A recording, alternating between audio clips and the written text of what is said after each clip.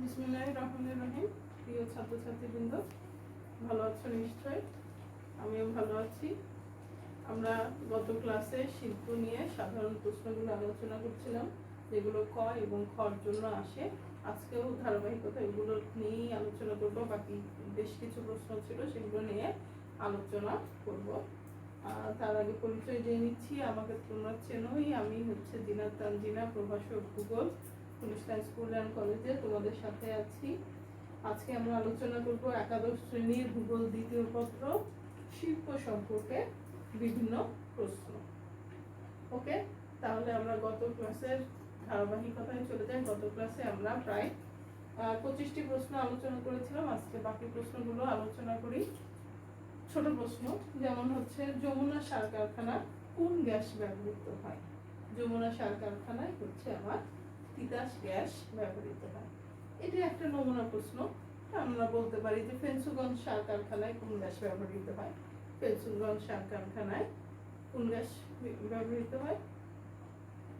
হরিপুরের gas ব্যবহৃত হয়। বাংলাদেশের প্রথম সার কারখানা কোথায় স্থাপন করা হয়? বাংলাদেশের প্রথম সার কারখানা স্থাপন করা হয় ফেঞ্চুগঞ্জ সার কারখানা। আদমজী ইপিজেড কোথায় অবস্থিত? আদমজী ইপিজেড হচ্ছে আমার নারায়ণগঞ্জে অবস্থিত। কত সালে বাংলাদেশ ওষুধ শিল্প সমিতি গঠিত হয়? 1972 সালে বাংলাদেশে ওষুধ শিল্প সমিতি গঠিত হয়। সিমেন্ট শিল্পের কাঁচামাল কোনটি? সিমেন্ট শিল্পের কাঁচামাল হচ্ছে চুনাপাথর। বিলিয়ন ডলার শিল্প বলা হয় কোনটিকে? এটা অনেকবার আলোচনা করা হয়েছে, তোমরা জানো। বিলিয়ন ডলার শিল্প বলা হয় বাংলাদেশের পোশাক শিল্পকে, কারণ হচ্ছে পোশাক শিল্প রপ্তানি করে বাংলাদেশ সবচেয়ে বেশি বৈদেশি মুদ্রা অর্জন করে থাকে। বাংলাদেশের কোন জেলায় সবচেয়ে বেশি চা বাগান রয়েছে? মৌলভীবাজারে প্রায় 95টি চা বাগান এখানে অবস্থান করছে। উন্নয়ন কাকে বলে? কোনো একটি দেশের অর্থনৈতিক অবস্থা বর্তমান যে অবস্থা আছে সেখান থেকে উন্নতর অবস্থার দিকে ধাবিত হওয়ার নামই হচ্ছে উন্নয়ন প্রক্রিয়া। এর সাথে আরেকটা প্রশ্ন হতে পারে, টেকসই উন্নয়ন কি? টেকসই উন্নয়ন বলতে আমরা বুঝি এই উন্নয়নটাকে বেশি দিন ধরে রাখার প্রক্রিয়াকেই বলা হয় টেকসই উন্নয়ন ব্যবস্থা। বাংলাদেশের অর্থনৈতিক উন্নয়নে কোন শিল্পের অবদান সবচেয়ে বেশি? বাংলাদেশের অর্থনৈতিক উন্নয়নে হচ্ছে আমার তৈরি পোশাক শিল্পের অবদান সবচেয়ে বেশি। তৈরি পোশাক শিল্পকে হচ্ছে আমরা বিলিয়ন ডলার শিল্প বলে থাকি। এখন তৈরি পোশাক শিল্পকে কেন আমরা বিলিয়ন ডলার শিল্প বলি? কারণ হচ্ছে তৈরি পোশাক শিল্প থেকে সবচেয়ে বেশি বৈদেশিক মুদ্রা অর্জন করা হয়। 2016-17 সালে তৈরি পোশাক রপ্তানি করে প্রায় 28.15 বিলিয়ন মার্কিন ডলার আয় করে, যা মোট রপ্তানির 82.01 ভাগ, যেটা হচ্ছে আমরা বাংলাদেশের রপ্তানি উন্নয়ন ব্যুরো থেকে সংগ্রহ করেছি। সেজন্য এই শিল্পকে বিলিয়ন ডলার শিল্প বলা হয়ে থাকে। বাংলাদেশের বস্ত্রশিল্পে স্বয়ংসম্পূর্ণ নয় কেন? বাংলাদেশ বস্ত্রশিল্পে স্বয়ংসম্পূর্ণ নয় এই কথাটা আমরা সবাই জানি। কারণ হচ্ছে বাংলাদেশের আবহাওয়া বস্ত্রশিল্পের অনুকূল একটি আবহাওয়া, কিন্তু তারপরেও দেখা যাচ্ছে এই দেশটি হচ্ছে বস্ত্রশিল্পে স্বয়ংসম্পূর্ণ নয়। কারণ হচ্ছে এর যে সুতা এবং তুলা এবং সুতা এগুলো হচ্ছে আমাদের বাইরে থেকে আমদানি করতে হয়। দেখা যায় যে প্রতি বছর Japan, Singapore, Hong Kong, Korea, Pakistan প্রভৃতি দেশ থেকে বিপুল পরিমাণে বস্ত্র অর্থাৎ তৈরি কাপড় আমাদের আমদানি করতে হয়, যা অত্যন্ত ব্যয়বহুল। ফলে দেখা যাচ্ছে যে এই শিল্পে বাংলাদেশ খুব বেশি উন্নতি করতে পারেনি, যার জন্য বাংলাদেশ হচ্ছে স্বয়ংসম্পূর্ণ হয়ে উঠতে পারেনি। কিন্তু তৈরি পোশাক শিল্প বাংলাদেশের অর্থনীতিতে সবচেয়ে বেশি অবদান রাখছে। শীতলক্ষ্যা নদীর দুই তীরে শিল্প গড়ে ওঠার কারণ কি? শীতলক্ষ্যা নদীর দুই তীরে শিল্প গড়ে ওঠার কারণ হচ্ছে প্রতিটা শিল্পের ক্ষেত্রে প্রচুর পরিমাণে পানির প্রয়োজন হয়। আমাদের যন্ত্রপাতি এগুলো ঠান্ডা করার জন্য, তারপরে কাঁচামালগুলো ধোয়ার জন্য, ডাইং ইন্ডাস্ট্রিতে রংটা ধুয়ে ফেলার জন্য, বিভিন্ন কাজে আমার প্রচুর পরিমাণে পানির প্রয়োজন হয়, যার জন্য শীতলক্ষ্যা নদীর দুই পাশে দেখা যাচ্ছে যে বাংলাদেশে প্রচুর শিল্প কারখানা গড়ে উঠেছে। পরে আমাদের প্রশ্ন কি, বাংলাদেশের পোশাক শিল্প দ্রুত বাজার লাভ করছে কেন? বাংলাদেশের পোশাক শিল্পের বাজার দ্রুত লাভ করার কারণ হচ্ছে আমাদের সুলভ শ্রমিক। কারণ হচ্ছে বাংলাদেশে মহিলা শ্রমিক খুব দ্রুত আমরা পেয়ে থাকি, খুব সুলভে পেয়ে থাকি। ফলে কি হচ্ছে, বিদেশে এর বাজারটা খুব দ্রুত প্রসার লাভ করছে। বিদেশি বিনিয়োগকারীরা এদেশে শিল্প স্থাপনায় আগ্রহী হচ্ছে এবং তাদের হাতের কাজগুলো খুব নিখুঁত। ফলে বাংলাদেশের পোশাক শিল্পের বাজার যেটা সৃষ্টি হচ্ছে সেটা দ্রুত প্রসার লাভ করছে। বাংলাদেশের ওষুধ শিল্পের বর্তমান অবস্থা যদি আলোচনা করি, আমরা দেখা যাবে যে বাংলাদেশের ওষুধ শিল্পের অবস্থা বর্তমানে বেশ ভালো অবস্থায় অবস্থান করছে। বাংলাদেশে দেখা যাচ্ছে যে ছোট বড় 200টি সক্রিয় কোম্পানির মধ্যে প্রধান 20টি কোম্পানি 1990 সাল থেকে সিংহভাগ অর্থাৎ 82 থেকে 85% ওষুধ রপ্তানি করে আসছে।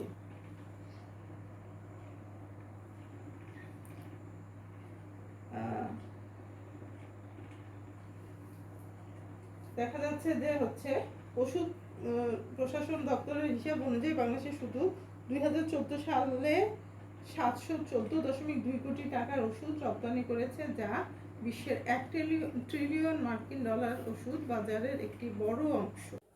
পৃথিবীর অধিকাংশ শিল্প কোন অঞ্চলে অবস্থিত? এটা অঞ্চল বলতে বোঝাচ্ছে যে উষ্ণ অঞ্চল না নাতিশীতোষ্ণ অঞ্চল না শীত প্রধান অঞ্চল। তাহলে দেখা যাচ্ছে যে আমাদের বেশিরভাগ শিল্প কারখানায় কোথায় অবস্থিত? নাতিশীতোষ্ণ অঞ্চলে অবস্থিত। তারপরে আছে কি, কাঁচামালের সরবরাহ ছাড়া কোনটি গড়ে উঠতে পারে না? এক কথা, সোজা কথা, শিল্প। কাঁচামালের সরবরাহ ছাড়া শিল্প গড়ে উঠতে পারে না। শিল্পের কেন্দ্রীকরণ ও বিকেন্দ্রীকরণ কার উপর নির্ভর করে? কার উপর নির্ভর করে? কাঁচামালের উপর। অর্থাৎ যেখানে কাঁচামালের প্রাচুর্যতা বেশি সেইখানে শিল্পটা বেশি গড়ে ওঠে, আর যেখানে অভাব আছে সেখানে শিল্পজাত পণ্যটা বিলিয়ে দেওয়া হয় যাতে তারাও সেই জিনিসটা ভোগ করতে পারে। শিল্প খাতে ব্যবহৃত শক্তি সম্পদগুলো কি কি? সব ধরনের শক্তি সম্পদই ব্যবহৃত হয়, তার মধ্যে সবচেয়ে বেশি ব্যবহৃত হয় প্রাকৃতিক গ্যাস এবং কয়লা। আমরা জানি লৌহ আকরিক শিল্পে কয়লার ব্যবহার প্রচুর, সার শিল্পে প্রাকৃতিক গ্যাসের ব্যবহার বেশি। তো আমার খনিজ তেল এগুলোও ব্যবহার করা হয়, সৌরশক্তিও অনেক ক্ষেত্রে ব্যবহার করা হয়। সব ধরনের শক্তি সম্পদই ব্যবহৃত হয়, কিন্তু গ্যাস এবং কয়লার ব্যবহার সবচেয়ে বেশি। আধুনিক যন্ত্র সভ্যতার ভিত্তি কি? আধুনিক যন্ত্র সভ্যতার ভিত্তি হচ্ছে লৌহ ও ইস্পাত শিল্প। অর্থাৎ আগেও বলেছি তোমাদের কি, লৌহ এবং ইস্পাত শিল্পকে কেন্দ্র করে বর্তমান সভ্যতা এগিয়ে চলেছে। আমার যত ধরনের যন্ত্রপাতি আছে, ক্ষুদ্র আলপিন থেকে শুরু করে উড়োজাহাজ পর্যন্ত বা সামুদ্রিক জাহাজ বলো, সব কিছুতেই আমার এই লৌহ এবং আকরিক শিল্পের অবদান রয়েছে, যার জন্য আধুনিক যন্ত্র সভ্যতার ভিত্তি হিসাবে আমরা বলে থাকি এই লৌহ এবং ইস্পাত শিল্পকে। এশিয়ার সর্ববৃহৎ লৌহ ইস্পাত শিল্প কোথায় অবস্থিত? এশিয়ার সর্ববৃহৎ লৌহ ইস্পাত শিল্প হচ্ছে জাপানে অবস্থিত, জাপানের ওসাকায় অবস্থিত। সর্বপ্রথম আধুনিক কার্পাস বয়ন শিল্পের যন্ত্রপাতি আবিষ্কৃত হয় কোথায়? কোথায় হয়? যুক্তরাজ্যে সর্বপ্রথম কার্পাস বয়ন শিল্পের যন্ত্রগুলো আবিষ্কৃত হয়, তারপরেই হচ্ছে সেখান থেকে বিকাশ লাভ করে। সেই জন্য যুক্তরাজ্যকে হচ্ছে বস্ত্রশিল্পের পথিকৃৎ বলা হয়ে থাকে। আখ চাষের জন্য উপযোগী মৃত্তিকা পলি দোআঁশ মৃত্তিকা। সব মৃত্তিকাতে আখ ভালো হয় না। যেখানে পলি দোআঁশ মৃত্তিকা আছে এবং উষ্ণ আর্দ্র জলবায়ু আছে, সেই অঞ্চলে হচ্ছে আমার আখ বেশি উৎপাদিত হয়। এখান থেকে কোন জলবায়ুতে হয় সেখানেও যদি আসে তাহলে আমরা লিখব উষ্ণ আর্দ্র জলবায়ুতে আমার আখ চাষ ভালো হয়। বাংলাদেশের কোন অঞ্চলে আখ চাষ ভালো হয়? বাংলাদেশের উত্তরাঞ্চলে আখ চাষ ভালো হয়।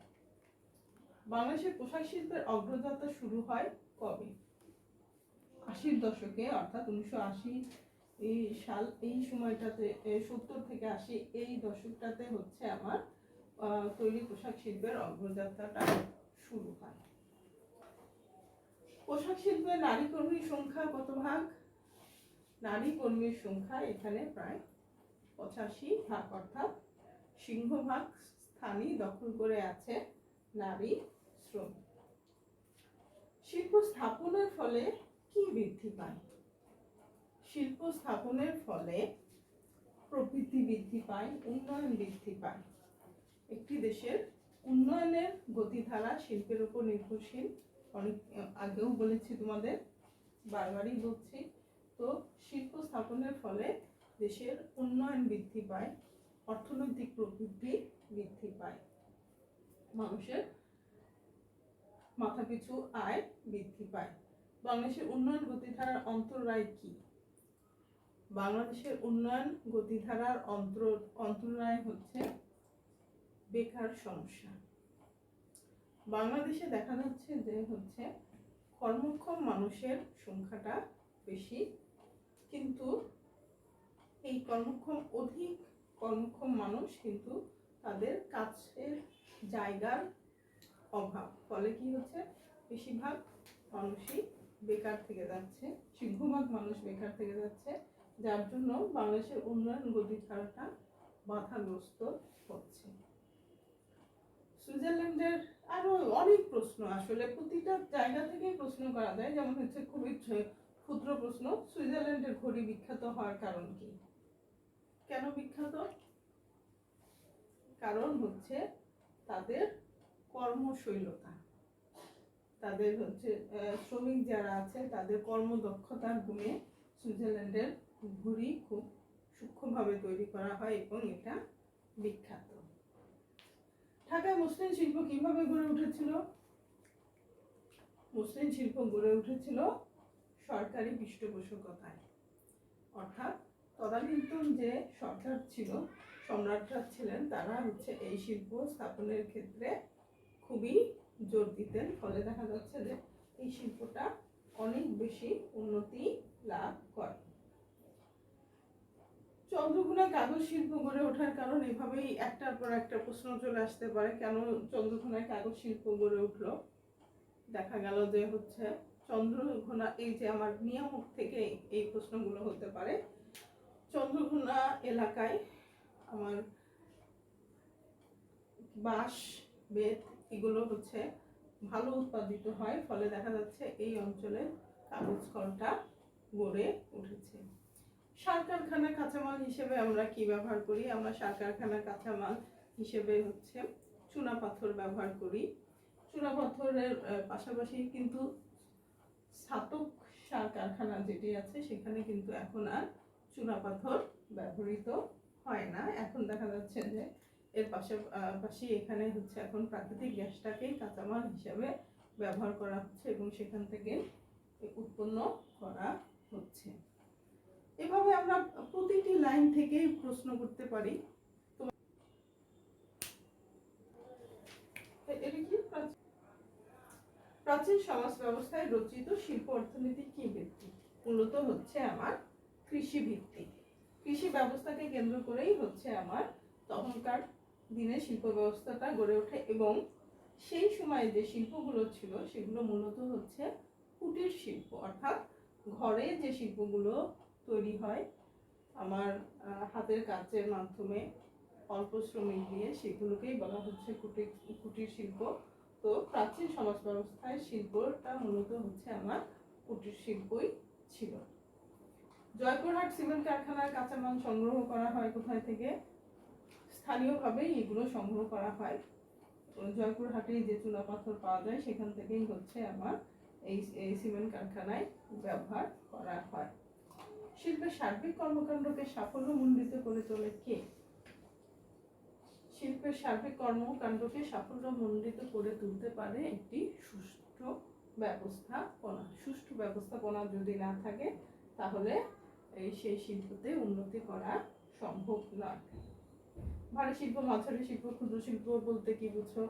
এই প্রশ্নগুলো বারবারই বলেছি তোমাদের। ভারী শিল্প যেখানে ভারী যন্ত্রপাতি ব্যবহার করে বিশাল শ্রমিক নিয়োগ করে হচ্ছে বিশাল এলাকা জুড়ে মূলধন বিনিয়োগ করে শিল্প গড়ে ওঠে তাকে ভারী শিল্প বলে। মাঝারি শিল্প এর চেয়ে কম যন্ত্রপাতি, কম শ্রমিক এবং মোটামুটি ধরনের একটি মূলধন নিয়ে যেটি শুরু হয় সেটি মাঝারি শিল্প। এবং ক্ষুদ্র শিল্পের ক্ষেত্রে দেখা যাচ্ছে যে খুবই কম শ্রমিক, ক্ষুদ্র একটি পরিসরে, হয়তো ওই কুটির শিল্পের মতো একটি ছোট্ট ঘরে বা বাড়িতে যে শিল্প গড়ে ওঠে সেগুলোকে ক্ষুদ্র শিল্প বলে। দেশীয় সম্পদ ব্যবহার সম্ভব হবে কিভাবে? দেশীয় সম্পদ ব্যবহার তখনই সম্ভব হবে যখন আমরা নিজেদের উৎপাদিত কাঁচামালগুলোকে নিজেরাই প্রক্রিয়াজাত করে বিভিন্ন পণ্য উৎপন্ন করব, তখন হচ্ছে দেশীয় সম্পদ ব্যবহার করা সম্ভব হবে। জাপানের কার্পাস বয়ন শিল্পের কাঁচামাল সংগ্রহ করা হয় কোথায় থেকে? এটা পুরাটাই হচ্ছে আমদানি নির্ভর, বা বিভিন্ন দেশ থেকে হচ্ছে আমদানি করে এই কার্পাস বয়ন শিল্পটি তাদের পরিচালিত হয়ে থাকে। প্রতিটি লাইন থেকে আসলে এই কয়ের প্রশ্ন এবং অনুধাবনমূলক প্রশ্নগুলো করা সম্ভব। তুমি বিষয়টা কতটুকু বুঝতে পেরেছো তার উপর ভিত্তি করেই হচ্ছে এই প্রশ্নগুলো চলে আসবে। আজকে মোটামুটি আমরা 60টা প্রশ্ন আলোচনা করলাম, পরে হয়তো অন্যান্য বিষয়েও আলোচনা করব। এরকম যদি বই থেকে আমরা ছোট ছোট প্রশ্নগুলো বের করে নিই পরে হচ্ছে আমাদের সুবিধা হয়ে যায়। তো তারপরেও তোমাদের কি করতে হবে, মূল বইটা প্রতিটা পাতা প্রতিটা লাইন খুব ভালোভাবে পড়তে হবে। দেখবে যে হচ্ছে কয়েকবার পড়লেই তোমার মাথায় চলে আসছে। তখন যখনই অবজেক্টিভ কোশ্চেন বলো, জ্ঞানমূলক, তারপরে হচ্ছে উচ্চতর দক্ষতা, যে ধরনের প্রশ্নই বলো, জ্ঞানমূলক প্রশ্ন এবং হচ্ছে কি প্রশ্ন এগুলো, অনুধাবনমূলক প্রশ্ন, এগুলোর জন্য তোমার ইজি হয়ে যাবে, তোমরা সহজেই সেগুলোর উত্তর করতে পারবে। আশা করি তোমরা ভালো মতো পড়বে। যেই টপিকই পড়ো সেই টপিকটাই থ্রোলি পড়ো, সম্পূর্ণ পড়ো, তাহলেই সবচেয়ে ভালো হবে। এবং আমরা তো গাইড হিসেবে তোমাদের সাথেই আছি, সবসময় আলোচনা করছি। এই সবসময় আমাদের সাথে যোগাযোগ রাখবে, ইনশাল্লাহ আমরা সাহায্য করব। এবং নিজেদের পড়াটাও করতে হবে, তাহলে ইনশাল্লাহ ভালো করবে। আজকে এ পর্যন্তই, ভালো থেকো সবাই, ধন্যবাদ।